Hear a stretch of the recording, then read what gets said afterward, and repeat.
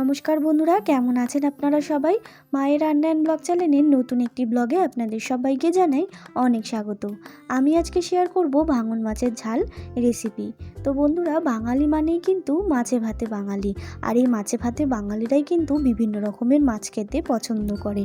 আর সেই বিভিন্ন রকম মাছের মধ্যে একটা হচ্ছে ভাঙন মাছ। আমার অনেক বন্ধুরাই আছে এই ভাঙন মাছ হয়তো ট্রাই করেই দেখেননি। তাদের অনুরোধ করব একবার হলেও এই মাছটা ট্রাই করে দেখবেন, ভীষণ ভালো লাগে খেতে। গরম গরম ভাতের সাথে এই মাছ যদি পাওয়া যায় তাহলে এক থালা ভাত নিমিষেই শেষ হয়ে যায়। তো চলুন দেখে নেওয়া যাক রেসিপিটা।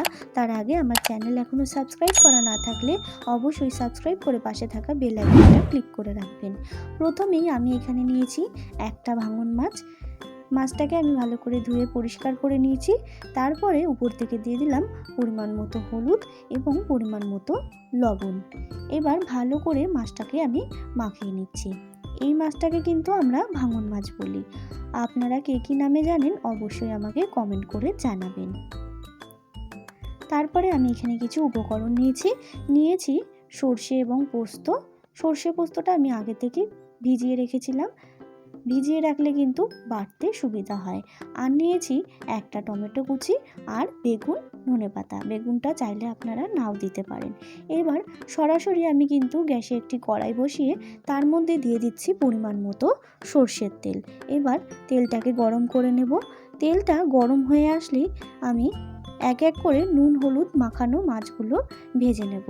মাছগুলো কড়াইয়ের মধ্যে দেওয়ার সাথে সাথেই কিন্তু এরকম করে এক পিঠ তেল লাগিয়ে নেবেন, তাহলে কিন্তু মাছটা খুব ভালো করে ভাজা হবে এবং মাছটা কখনোই কড়াই গায়ে কিন্তু লেগে যাবে না। এরকমভাবে সমস্ত মাছগুলো যদি তেল লাগিয়ে নেন, মাছের মধ্যে দু পিঠে যদি তেল এরকম করে লাগিয়ে নেন তাহলে কিন্তু কখনোই মাছ কড়াইতে লেগে যাবে না। এবার ভালো করে আমি মাছটাকে ভেজে নিচ্ছি।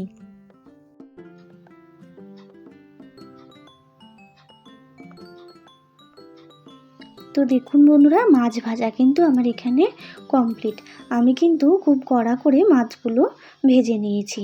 এবার আমি একে একে মাছগুলো তুলে নিচ্ছি। তারপর ওই মাছ ভাজা তেলের মধ্যেই আমি দিয়ে দিচ্ছি কেটে রাখা বেগুনগুলো আমি আগেই ভেজে নিচ্ছি। বেগুন কিন্তু আগে ভেজে নিলে কখনোই বেগুনগুলো গলে যাবে না। আর যদি বেগুনগুলো দিয়েই আপনি মশলা কষান তাহলে কিন্তু বেগুনগুলো গলে যাওয়ার সম্ভাবনা থাকে। তো দেখুন, কথা বলতে বলতে কিন্তু বেগুনগুলো এদিকে আমার ভাজা হয়ে গেছে। এরপরে আমি বেগুনগুলো তুলে নিচ্ছি। তারপরে ওই তেলের মধ্যেই আমি ফোড়নে দিয়ে দিলাম কালো জিরেটা একটু চড়বড় করে আসলেই দিয়ে দেবো পরিমাণ মতো লবণ। এরপরে আমি দিয়ে দিচ্ছি টমেটো কুচিটাকে দিয়ে আমি ভালো করে নাড়াচাড়া করে টমেটোটাকে একটু নরম করে নেব। তো দেখুন, টমেটোটা নরম হয়ে আসলেই দিয়ে দিতে হবে চেরা কাঁচা লঙ্কা। আমি এখানে যতটা পরিমাণ ঝাল খাবো সেই পরিমাণ দিয়েছি। আপনারা যতটা পরিমাণ ঝাল খাবেন সেই পরিমাণ কাঁচা লঙ্কা দিয়ে দেবেন। তারপরে দিয়ে দিচ্ছি পরিমাণ মতো হলুদ গুঁড়ো আর দিয়ে দিচ্ছি পরিমাণ মতো লঙ্কার গুঁড়ো। এবার আবারও একটুখানি নাড়াচাড়া করে নিচ্ছি মশলাগুলোকে। এরপরে দিয়ে দিতে হবে বেটে রাখা সর্ষে এবং পোস্তটাকে দিয়ে আমি একটু নাড়াচাড়া করে নিচ্ছি। একটু নাড়াচাড়া করেই দিয়ে দিতে হবে পরিমাণ মতো জল। এবার আমি কিন্তু হালকা করে কষিয়ে নেব। যেহেতু এর মধ্যে সর্ষে দেওয়া আছে তাই বেশি কষালে কিন্তু সর্ষে তেতো হয়ে যাওয়ার সম্ভাবনা আছে। তাই একটু হালকা করেই আমি মশলাগুলোকে কষিয়ে নিচ্ছি। তো দেখুন বন্ধুরা, মশলাটা কিন্তু আমার একেবারে কষানো হয়ে গেছে। দেখতেই পাচ্ছেন মশলার গা থেকে কতটা পরিমাণ তেলও ছেড়ে দিয়েছে। এরপরে আমি দিয়ে দেবো পরিমাণ মতো জল। যেহেতু আমি এই মাছের ঝালটা একটু হালকা ঝোল মতো রাখবো তাই একটু জল দিয়ে দিলাম। আপনারা চাইলে অল্প জল দিলেও হবে। তারপরে আমি একটা ঢাকা চাপা দিয়ে ভালো করে ঝোলটাকে ফুটিয়ে নেব। তো দেখুন বন্ধুরা, এদিকে কিন্তু আমার ঝোলটা খুব ভালো করে ফুটে এসছে, দেখতেই পাচ্ছেন। তারপরে কিন্তু আমি ঝোলটার মধ্যে দিয়ে দেব ভেজে রাখা মাছগুলো।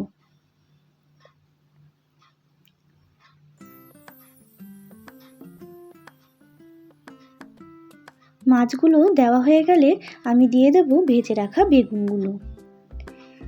এবার ভালো করে ঝোলটার সাথে মাছ এবং বেগুন দুটোই কিন্তু আমি একটু ফুটিয়ে নেব, যাতে মাছগুলোর মধ্যে ভালো করে ঝোল ঢুকে যায়।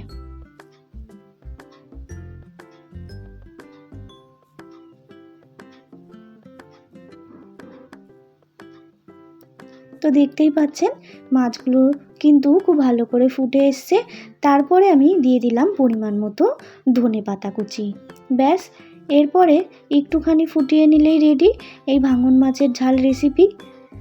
তো বন্ধুরা দেখতেই পাচ্ছেন কতটা কিন্তু চটজলদি হয়ে গেল এই ভাঙন মাছের ঝাল রেসিপিটা। খুবই কম সময়ে লাগে আর খুবই কম মশলায় কিন্তু তৈরি হয়ে যায়। তো চলুন এইবার সার্ভ করে দিচ্ছি গরম গরম ভাতের সাথে। তো বন্ধুরা কেমন লাগলো আমার এই রেসিপিটা অবশ্যই কমেন্ট করে জানাবেন, এবং ভালো লাগলে অবশ্যই একটা লাইক করবেন, শেয়ার করবেন। আমার যারা নতুন বন্ধুরা দেখছেন আমার চ্যানেলটাকে অবশ্যই সাবস্ক্রাইব করতে একদম ভুলবেন না। আর আমার যারা পুরনো বন্ধুরা আছে তারা আমার পাশে থাকবেন। ধন্যবাদ।